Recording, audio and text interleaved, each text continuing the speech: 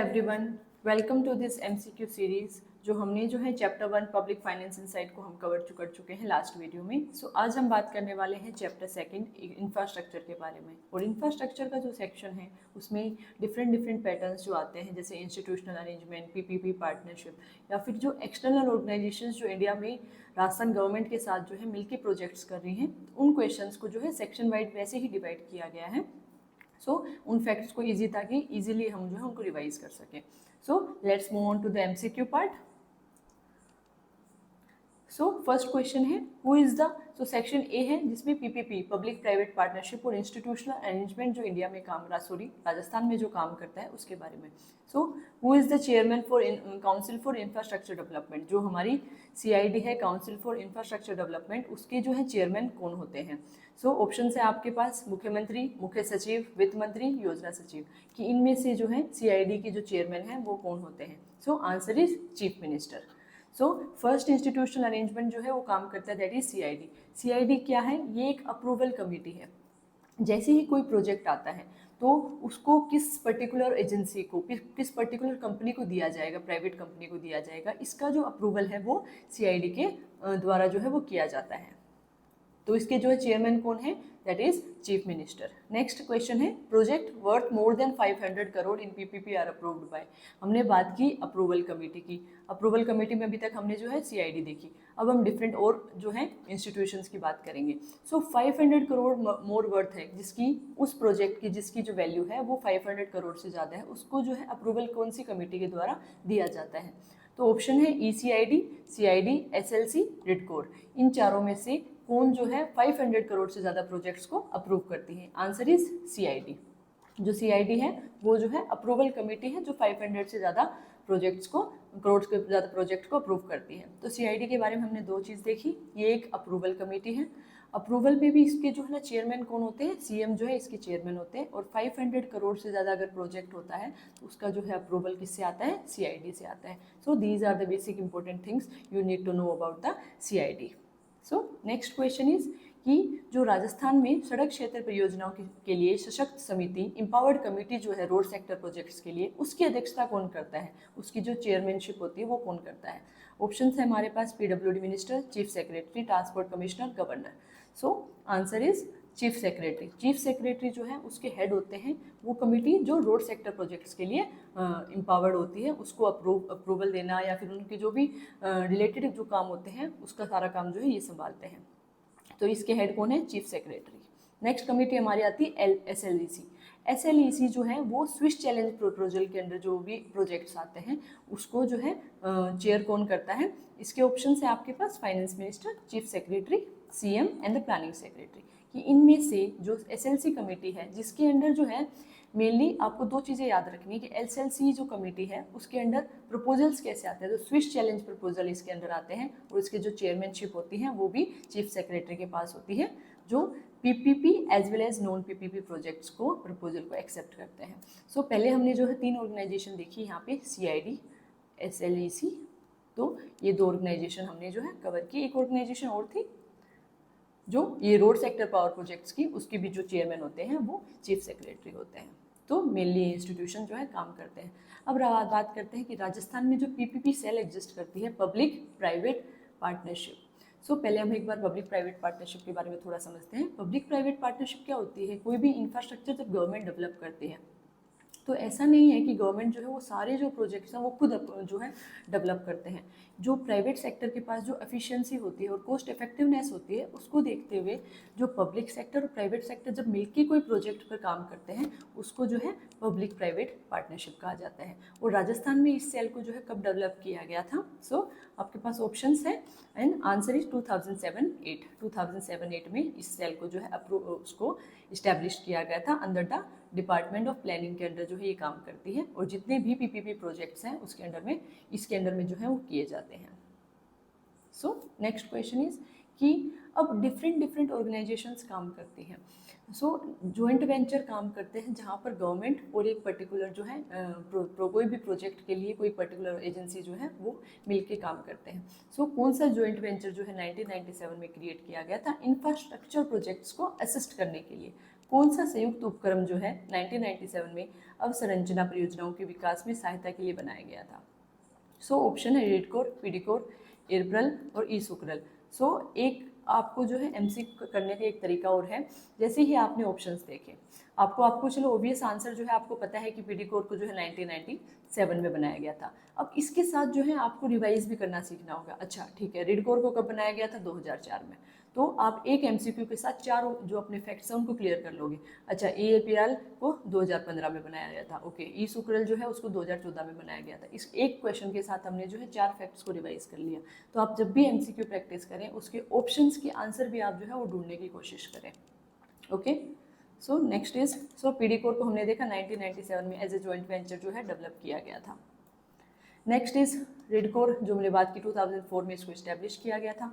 अब किस पर्पस के लिए इसको इस्टेब्लिश किया गया था? क्या सोलर एनर्जी के लिए, मेगा हाईवे प्रोजेक्ट के लिए, रेलवे, वाटर सेक्टर? सो रेडकोर को जो है 2004 में डेवलप किया गया था मेगा हाईवे प्रोजेक्ट्स के लिए। मेगा हाईवे प्रोजेक्ट को के लिए 2004 में जो है इसको डेवलप किया गया था। सो इम्पोर्टेंट क्वेश्चन इसमें फैक्ट यही है कि किस पर्पस के लिए किया गया था and the year of establishment, कि उस पर्टिकुलर ऑर्गेनाइजेशन को जो है establish. So next question is Saurya Urja company of limited, Rajasthan limited, सुकरल जो है उसको इस्टेब्लिश किया गया था। सबसे पहले हम जो है सुकरल कब इस्टेब्लिश की गई है? 2014 में। अब जो है इसका पर्पस क्या था? क्या सो इसका एक ऑप्शन डिलीट हो गया। तो पवन ऊर्जा पार्क, 1000 मेगावाट सोलर पार्क बादला, जोधपुर में राजमार्ग और जल विद्युत बांध की क्या डेवलप जो है सुकरल के द्वारा जो है डेवलप किया गया है। तो आंसर इज कि जो 1000 मेगावाट का जो है ना सोलर पार्क है बादला के अंदर, वो जो है डेवलप किया गया है and it is the largest solar park of Rajasthan, Jodhpur में जो है एग्जिस्ट करता है। किसने डेवलप किया? सुकरल। इसको जो है कब इस्टेब्लिश किया गया था? 2014। Next is, which committee reviews the PPP and non-PPP project above 100 crore delayed by more than 3 years? कि कौन सी समिति जो है 100 करोड़ से अधिक PPP और नॉन PPP प्रोजेक्ट जो 3 साल से ज़्यादा जो है डिले हो चुके हैं, उनका अप्रूवल कहाँ से आता है? क्या CID, SLEC, steering and coordination committee, ECI, इनमें से कौन सी कमेटी जो है उनको अप्रूव करती है? So answer is steering and coordination committee जो है उन प्रोजेक्ट्स को जो है अप्रूव करती है। सो 100 करोड़ के प्रोजेक्ट्स जो 3 साल से ज़्यादा डिले हो चुके हैं उनका approval steering and coordination committee के द्वारा किया जाता है। Next is India infrastructure project development fund जो है उसको रिस्ट्रक्चर जो है वो कब किया गया?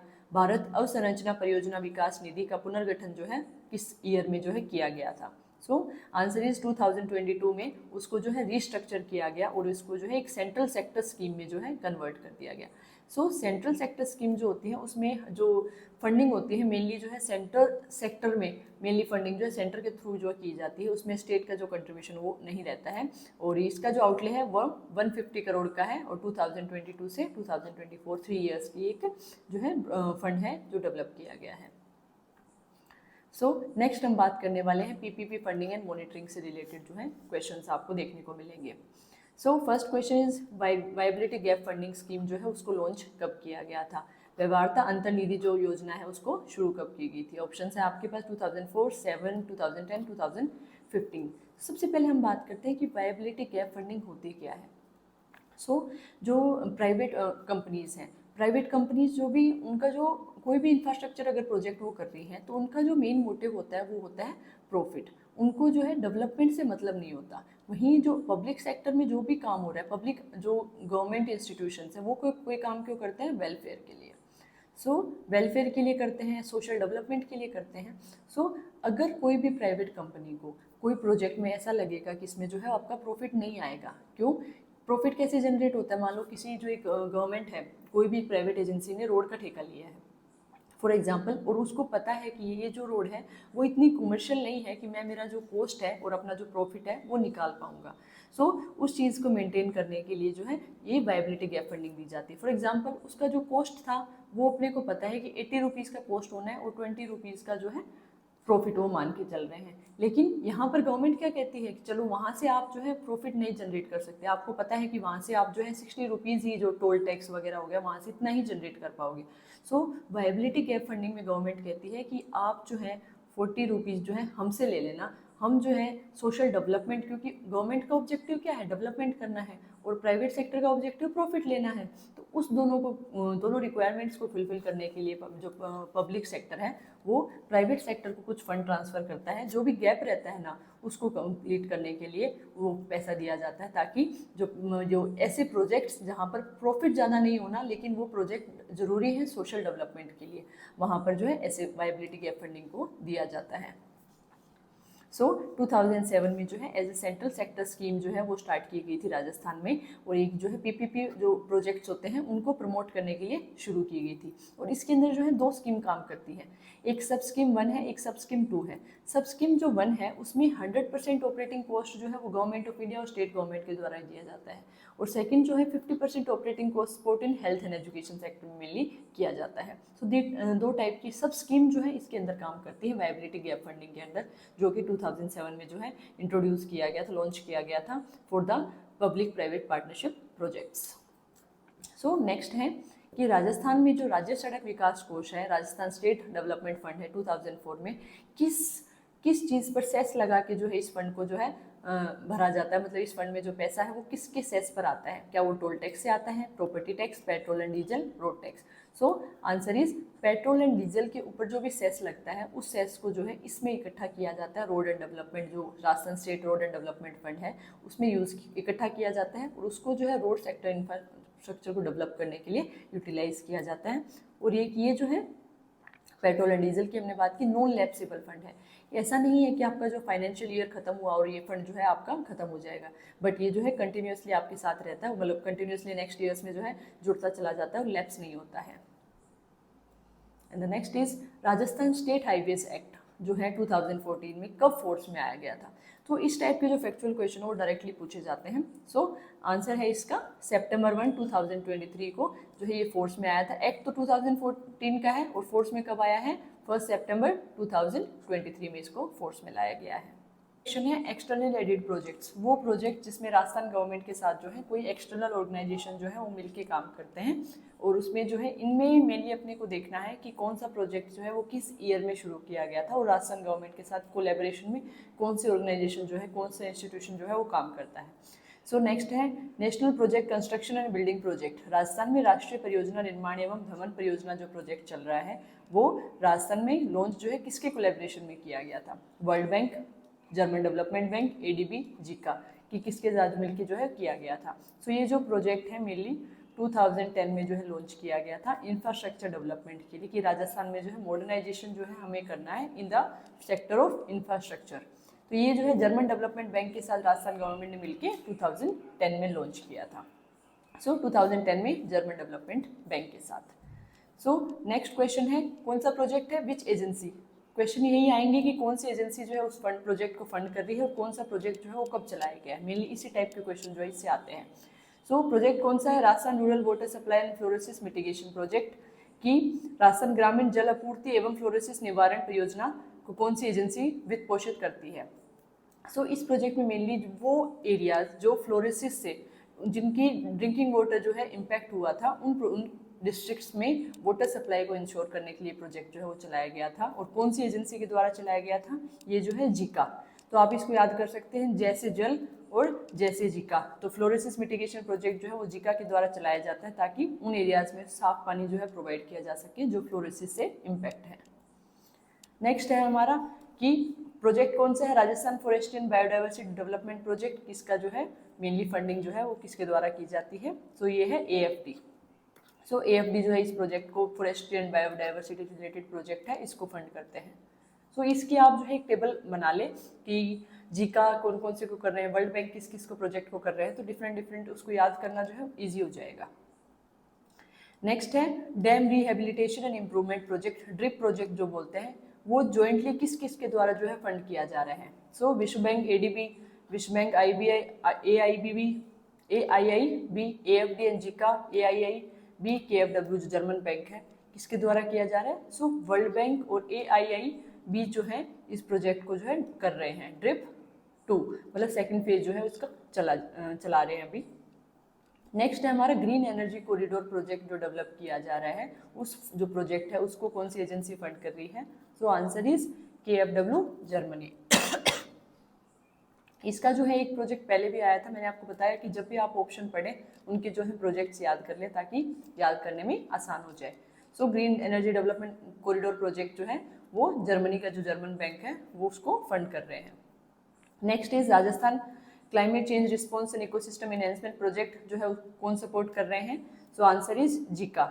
जीका का एक पहले प्रोजेक्ट आया था वाटर से रिलेटेड, वाटर फ्लोरोसिस मिटिगेशन वाला, और नेक्स्ट ये है Rajasthan climate change response and ecosystem enhancement.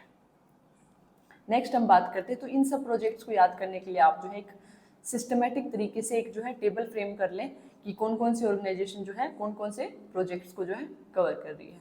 So I think जो है जो ये चैप्टर है इसमें काफ़ी क्वेश्चंस हैं, तो वीडियो ज़्यादा लंबी हो जाएगी। सो नेक्स्ट जो क्वेश्चंस हैं हम सेकंड पार्ट में रखते हैं। So for now thank you. और आप जो है अपना स्कोर जो है ज़रूरी से कमेंट सेक्शन में डालें, और इस जो भी क्वेश्चंस मैं फ्रेम कर रही हूँ I am very much sure कि इकोनॉमिक सर्वे का जो 15 to 17 जो भी क्वेश्चंस आते हैं वो आपको डायरेक्टली इसी में से मिल जाएंगे। So do follow me and subscribe आप करें अगर आपको लगता है कि किसी भी तरीके से वीडियो जो है आपके लिए यूजफुल है। Thank you.